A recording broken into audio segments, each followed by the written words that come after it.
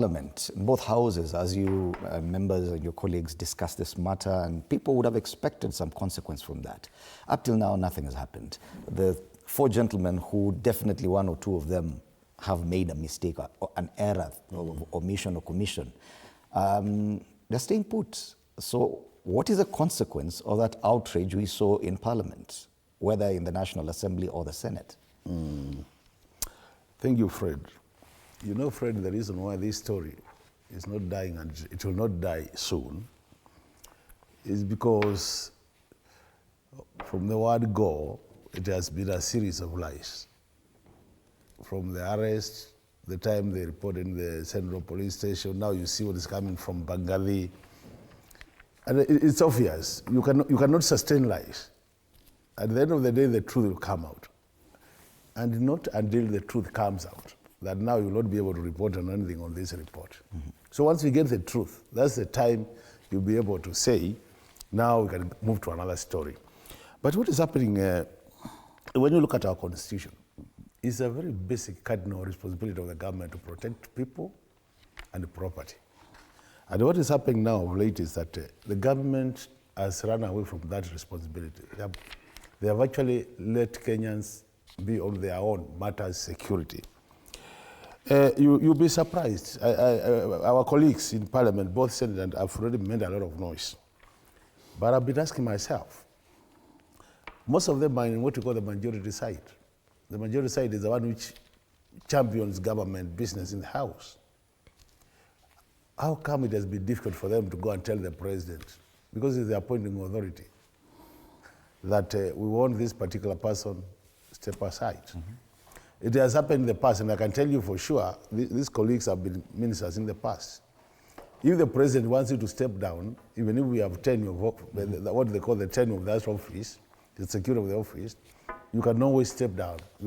Pressure can be applied to you indirectly to a level that you resign on your own. You just write a letter and you resign.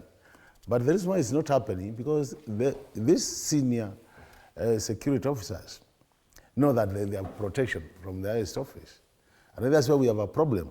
And it is very unfortunate. This country, as we are afraid now, I think it has become, you know, when you look at us as Kenyans, it is easier now for a common mwananchi to be shot by the police or killed by the police than a criminal, an armed criminal. The question is, do you want to have a state where an armed criminal can easily walk freely in Kenya, while no more Kenyans are being shot left, right, and every other corner? And this is what we are saying, this cannot continue. So I think what we need to do is basically, as Honorable Pogisha is saying, with technology now, it's very easy to nab everybody. They are able to follow people with these phones. Within a day, you can get someone from wherever they are. How come they are not able to sort out this issue? Basically because the state is protecting the individuals involved. And I think we've said it many times that let's forget dealing with these junior officers who did either you locked somebody in the cell or you arrested the people. Let's deal with the person who gave the orders, because police, although I'm struggling to call it a service, as Honorable Kiro was saying, the police force is an orderly force that you act on orders.